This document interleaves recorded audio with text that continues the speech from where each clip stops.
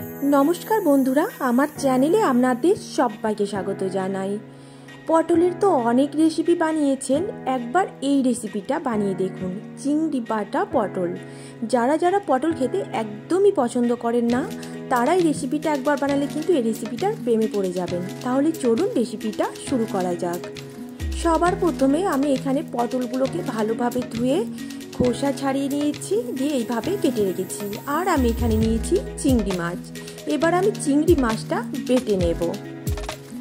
এবার আমি পটলগুলো লবণ, হলুদ আর একটু চিনি দিয়ে মেখে নেব।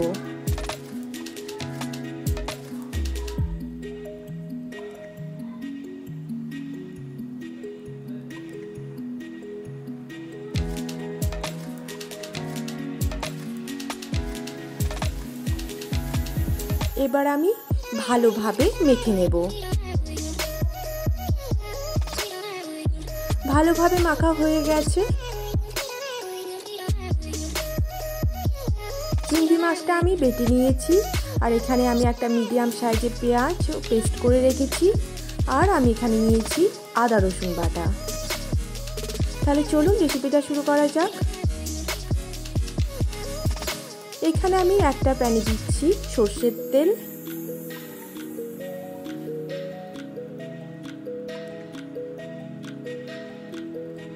তেল গরম হয়ে গেছে, এবার আমি পটলগুলো ভেজে নেব।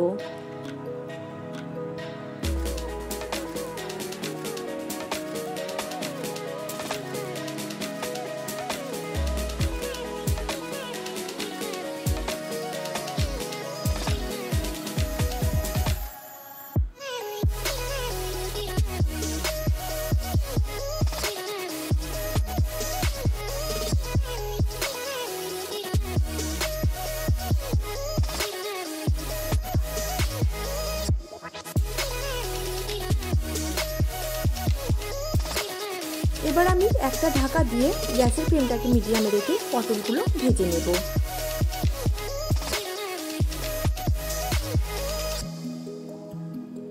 একটা সাইড ভাজা হয়ে গেছে, এবার আমি আর একটা সাইড উল্টে নেব। এইভাবে উল্টে পাল্টে পটলগুলো কিন্তু ভালোভাবে ভেজে নিতে হবে।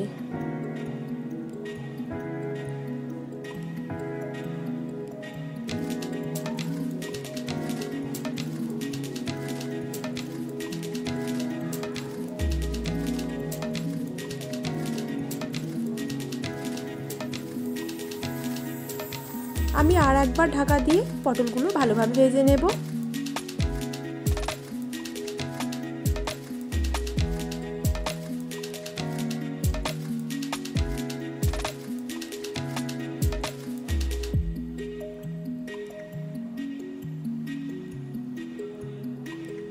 পটলগুলো কিন্তু খুব ভালোভাবে ভাজা হয়ে গেছে।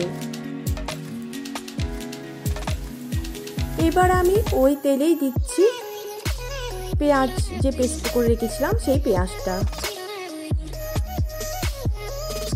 কিছুক্ষণ আমি কষিয়ে নেব।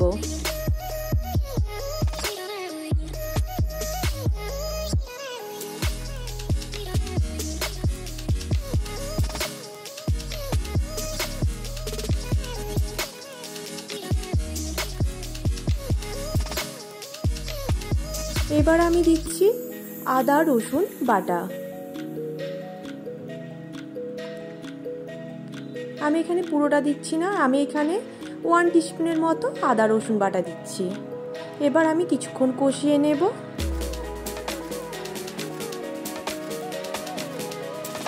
এবার আমি দেব পরিমাণ মতো লবণ,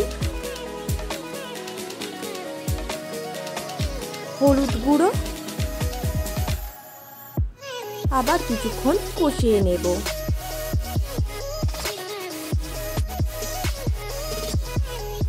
এবার আমি দেব কাশ্মীরি লঙ্কা গুঁড়ো।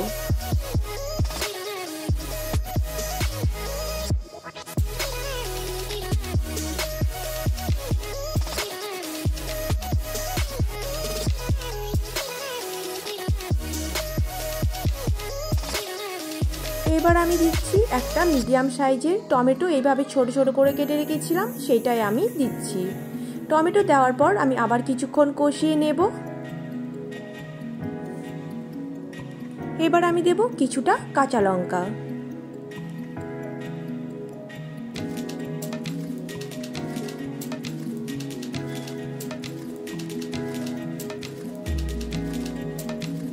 মশলা কিন্তু খুব ভালোভাবে কষিয়ে নিতে হবে।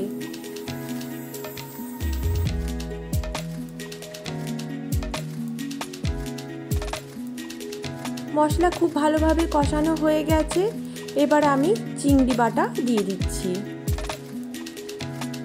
চিংড়ি বাটা দেওয়ার পর আমি কিন্তু খুব ভালোভাবে কষিয়ে নেব। আমি এখানে একটু জল দিয়েছিলাম, তো জল দিয়ে ভালোভাবে মশলা কষিয়ে নিয়েছিলাম। তো আমার খুব ভালোভাবে কষানো হয়ে গেছে। এবার আমি ভেজে রাখা পটল দিয়ে দিচ্ছি। পটল দেওয়ার পর আবার আমি ভালোভাবে কষিয়ে নেব।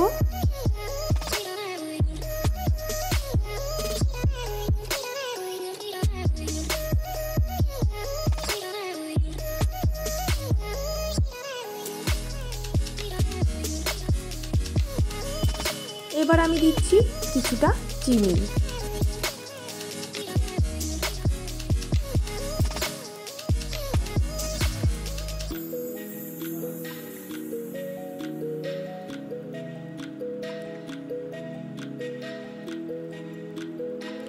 ভালোভাবে এইভাবে কষিয়ে নিতে হবে।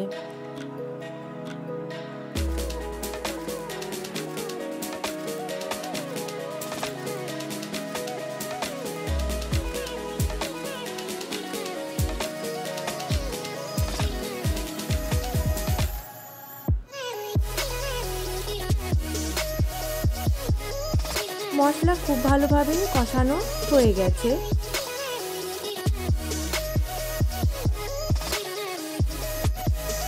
এখানে আমি কিছুটা কিন্তু জল অ্যাড করেছিলাম, তো আমি জলটা স্কিপ করে গেছি। এবার কিছুটা জল দিয়ে আমি দুটো কাঁচা লঙ্কা দিয়ে 2 মিনিটের জন্য ঢাকা দিয়ে রেখেছিলাম। খুব বেশি জল দিতে হবে না, অল্প পরিমাণে জল দিতে হবে, এটা একটু গ্রেভি হবে।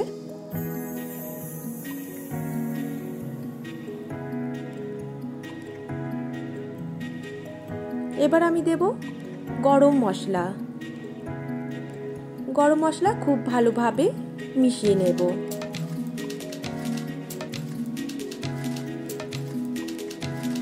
চিংড়ি বাটা পটল কিন্তু একদমই রেডি হয়ে গেছে।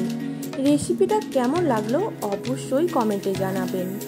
আর রেসিপিটা যদি আপনাদের ভালো লাগে, লাইক, শেয়ার, কমেন্ট আর এই চ্যানেলটিকে সাবস্ক্রাইব করার অনুরোধ রইল।